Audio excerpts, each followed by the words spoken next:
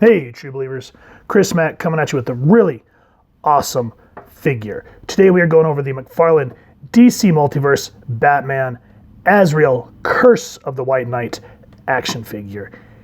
And I gotta say that at first I was hesitant about picking this figure up when it first dropped, but here's the thing, this one came by request from John, so I want to give you a shout out, man, for kind of piquing my curiosity about this figure, so I ordered it, and now that I have it in hand, I absolutely love this action figure. There's just so much to love, and I hope that when I get it out of the packaging that there's going to be much more, but I'm already excited about that sword. That thing is beautiful. So, speaking of, if you guys want to pick this up, it is currently available at the time of this recording at Big Bad Toy Store, but first, before you do that, always please check with your local comic shop and see if they can get it in stock for you. So with that said, we see Azrael here, DC Multiverse, still love that logo. Come around here to the side, you see that it says Azrael. Come around to the back, this is not a reprint, this is a variant cover of Batman Curse of the White Knight #1. Then you see the figures from the wave that you can also get, so I'll make sure to get a close-up so you can check that out at your convenience. Come around here to the side, and again, I love that they do this, so if you're at a store, you don't have to try to pull every one of these off the peg. You can see which one it is just by looking at that. So I always appreciate it and make sure to give a shout out there. Come back around to the front, see McFarlane toys there. Nothing really to talk about on the top or the bottom, just the legal. So with that said, I'm excited about this figure. So let's crack it open and get a closer look at Azrael. And here's Azrael out of the packaging and just looking absolutely beautiful. I'm glad that I finally picked this figure up, because when it first came out I was like, nah, because it wasn't the Azrael from the original pre-Flashpoint universe. This was from the Curse of the White Knight, and I was like, nah, I don't want it. But then someone requested a review for it. I started looking at the figure, got it in the mail, and oh, it is just one sweet, beefy, durable piece, as you can see. So I wanted to just show him off here on the spinner, showing all the nice dynamic range that you can get. Let's go ahead and get him down and get a closer look. So a quick backstory on Azrael. His first appearance was Batman Sword of Azrael #1 from October 1992. He's the first person to assume the identity of Azrael and is a member of a group of assassins called the Order of Saint Dumas, who want to bring justice to Gotham City. Now, with Azrael, who this character is Jean-Paul Valley, he struggles with the type of vigilantism that Batman has, because Azrael was brainwashed by the system, which essentially is kind of this, it's hard to explain and I don't remember a lot. If you all do, let me know down in the comments, but it essentially tells him to slay the unholy, and as where Bruce doesn't want to kill.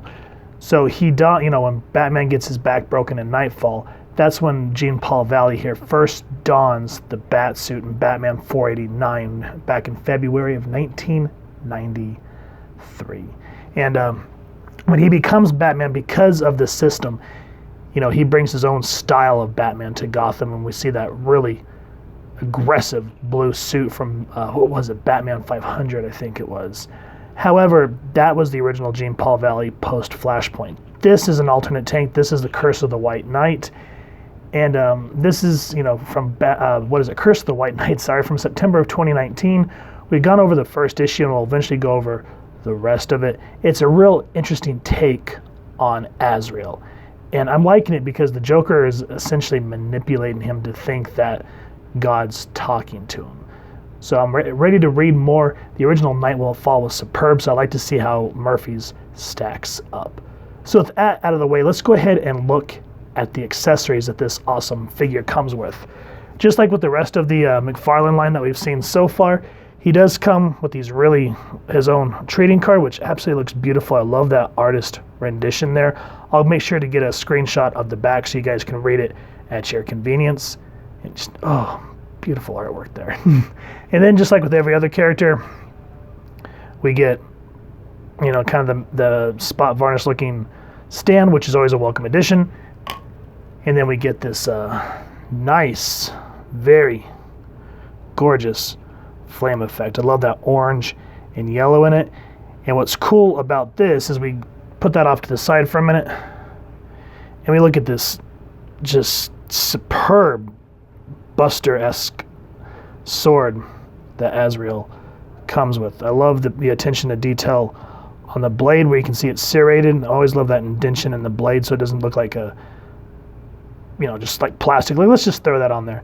And then what's really interesting, because the Order of St. Dumas is essentially a cult. They try to use God, which every single cult does, but you kind of get this look of Christ on the cross there. So I thought that was a really interesting take on there, though. Even though when you flip it this way, it's kind of like it kind of defeats the purpose. But anyway, the maroon or the red on here looks lovely. Love the little indentions there on the hilt or on the handle, and then the hilt has that nice little nub on it. Just a very beautiful sword. What kills me though is there's no weapon storage on his belt, so it's just kind of like come on. But I'll forgive it because these are beautiful pieces. Now, getting back to the flame, you just line it up ever so gently, and boom, look at that flaming sword of justice there. That is absolutely gorgeous. That maroon from the hilt there, and then that orange and yellow flame wrapped around there just looks beautiful. I mean, you can tell it's plastic, but nonetheless, from a distance, or if you're doing photography, that's going to look great when you light it correctly. Just beautiful, beautiful accessory. Now, putting those off to the side, Azrael himself for the paint apps, I just love this head sculpt that they got going on. It's love the line work here. Very akin to the original Azrael. I like that hood. Again, you can see where cloth would accurately fold if it was wrapped on the head. Love that gold trim around there. And then this, if it moves around, you can warm it up, move it around, so that's good. Like how it all leads down into the neck. I love these. They're soft leather. Part of his cape, I'm not sure if there's another technical aspect, but I love how it just over the top, like 90s comic style, just whoosh right off the shoulders. And the gold shoulder pads here, ooh, that is some deliciousness going on there, especially with the gold here attaching the little cape pieces. The neck guard here looks great. I like the frillies. I don't remember what the technical term is, but I like how that goes around the bicep area. Again, cloth looking correct. Love this dark blood red here with the little emblem, the little logos, and then just gorgeous work all around, guys. The only thing that I will say is I hate that this little knife here on his hip does not come out. I wish that they would have given a place for the sword, but it's like, and then the rosary, I know that it might have been a little bit more or it could be dangerous, but I wish this rosary would have been loose so it kind of flap and look more natural. Belt looks good. Love that dark brown. Even just the regular red and his legs look good. And I like that he kind of has like the Robin Pixie boots going on, but that's all right. The brown, the red, very nice. Love the bracers, the handle guards on the hands. Just love the way how that gold pops. Gorgeous, gorgeous work there on the back. And I like how even when you go back here, they don't really chintz like they have on other figures. You get the red and dark black blackwashing on the red there looks good. Haven't had enough coffee, folks. I love this little logo here on the back. The attention to detail is just stunning. I mean, just look at that. They could have just left that as a gold piece, but no, they made sure and get all those nice little Catholicism-esque looking icons in there. I like how the rosary actually wraps around the flap or the loincloth. Looks good between the how it goes from maroon to a darker brown to gold on both the front and the back. Just gorgeous, gorgeous work. I am really blown away, and I'm glad that I decided to pick it up instead of letting it go to waste. So beautiful, beautiful figure. Now for the articulation, I am equally surprised as I was about the paint apps, because you'd think this is a big beefy dude that he's not going to be able to do anything, but haha, lo and behold, check this out, yo. His head, because he has this neat little rocker here, so his head can go all the way down and his hood doesn't get in the way because it tucks into the chest. That is awesome. The back, I wish they kind of had the same thing, but you can still get him to look up that much. That's very cool. His arms go out about this much.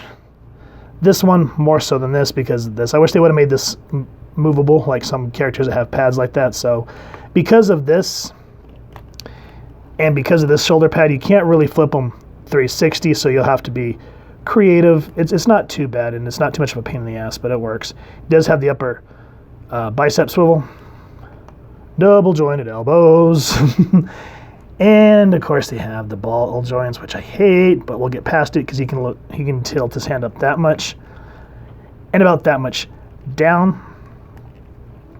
And then I like that he has like a double ab joint, so be careful because I don't know if I can get the light to look on this sucker correctly, but when you tilt or when you go to bend him, it does show a gap.